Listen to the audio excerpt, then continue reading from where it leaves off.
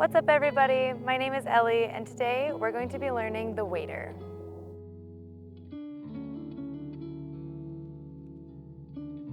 This is a great move if you are tired and you want to keep fidgeting around with your Flowstar.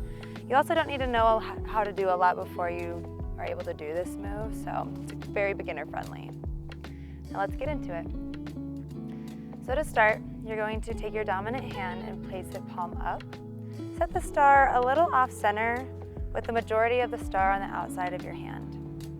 Go ahead and fling your hand back while having your other hand ready palm up. When you transfer the star, you're going to want to twist in and grab the star and twist out. And that's going to be the continuous motion of this move. So twist in, twist out, twist in, twist out.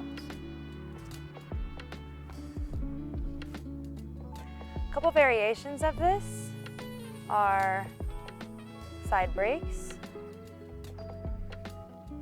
You can also throw in a horizontal behind the head. And that, my friends, is the waiter. Thank you so much for watching. Make sure to like, comment, and subscribe, and we'll see you next time. Ciao.